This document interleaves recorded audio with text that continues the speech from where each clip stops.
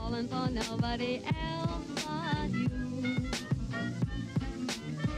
You caught my eye, and I've got a feeling I'm falling. Show me the ring and I'll jump right through. I used to.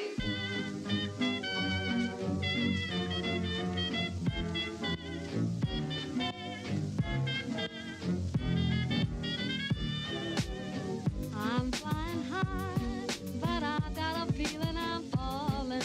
A handsome man comes in. Hi, Jim Sheppard. I live in Stanford, Montana. I collect signs, and this is part of them, part of the neon. I started collecting signs when I was about 16. It really took off when I hit 21. To get oil signs, you went to an old gas station, and there'd be a building out back with a dock, like where they used to put all the oil. That seems to be a catch-all for the signs, so there might be 30 of them in that little room.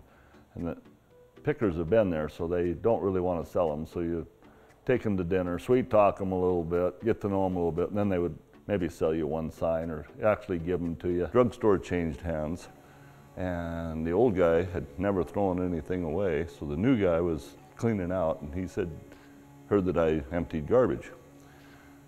So I went, and he had all his stuff sitting outside the drugstore, and that sign was sitting on the ground, and I said, "You throwing this away?" And he said, "Yeah, you know, like it's regular garbage." So I had enough sense to pick it up, and that was my first sign. Stanford, where I live here? Yeah. Oh, it's a good little town. I moved here 51 years ago when I was in 5th grade. Oh, we had everything. We had a Chevrolet, Ford International dealership, a theater, a laundromat with a dry cleaner service, barbershop, of course, 3 bars, steakhouses, a big, huge building, like half a city block that was the Mercantile, that had everything in the world in it. They all just started going by the wayside as time went on. So we're still holding in there. I like the way the car smells. It smells like an old car. Smells? Yep. Like urine? Everybody knows everybody. Everybody helps me. They're putting siding on over there today. I could be working. Sorry to keep you from your work so long. No, I don't go to work. I quit him a month before Christmas. Oh. Heck with it. I'm sick and aching every night.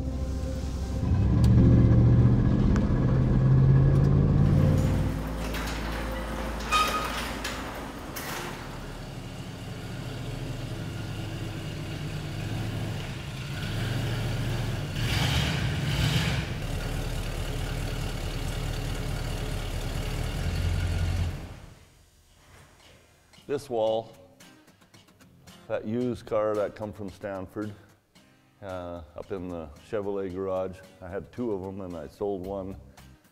And my good friend Bill Hammer that had the hardware store and the Chevrolet dealership basically gave it to me. And that everybody likes, it's prized. This is a Montana Power. They had our gasoline, or excuse me, they had our electricity. Montana Power was the electricity company in Montana forever. They had gasoline for 1 year, and then the ICC shut them down. Said, "You're not having natural gas, electricity, and gasoline." So 1938 was the only year that they had the gas station. This is very collectible sign right here. You'll never see this sign. If you can be a sign collector your whole life, you're just never going to see that sign. This was a can of beefaroni when I was about 5 years old. I was starving to death and Mom wouldn't feed me. I had to wait till supper, so I snuck this out of the cupboard, took it downstairs and tried to get into it with a hammer. Drive-in theater speakers, these 2 and these 2. These are out of Lewistown. In Lewistown, they just tore it down the other day. I'm waiting for somebody to hit the building over here with a car and everything just goes.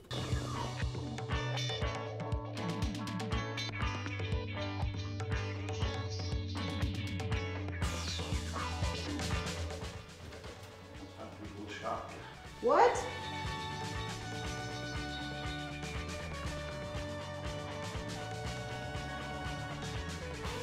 Kids always come over to visit me.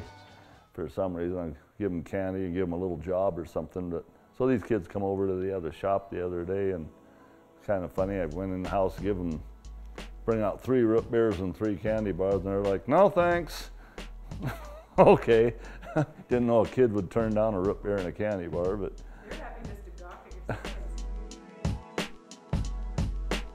your My mom and dad, good folks, they're both gone now. They were collectors. I bought Dad a couple of toy trucks, metal pressed steel trucks about this big for Christmas one year because I don't know what to get him. And he just started bringing toys home and restoring them, taking them apart, grinding the hubs off and painting them, putting them all back together.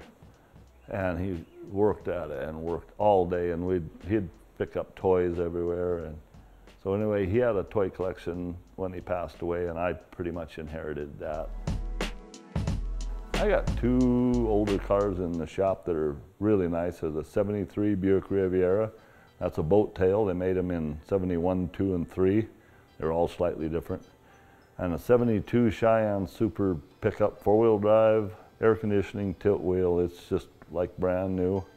And 72 is the last year of that particular model run. They went from 67 to 72 with some slight changes.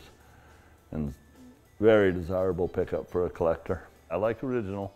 Like if I was to restore a car, it would be back to original. I don't want anything changed too much. I wouldn't mind something you didn't see, like maybe a little better motor and disc brakes or something you didn't see, but I would still have the body all just like it come from the factory, basically. They knew what they were doing. Well, we won't talk about that. But they're the lids that went on Revereware. That's the copper bottom cooking pan that like most everybody grew up or knew somebody that had them. They're a stainless steel pan with a stainless steel lid, and the handles are all the same, and then they're different sizes. And I've got approximately 500 of them that I hang on the wall, and it's kind of an art deal. See, when it lines up with, when it's right here. It hits this way? Oh, Jesus, it hits all them reflectors all the way to town. Every window in town, every That's cool. mirror on every car, everything just.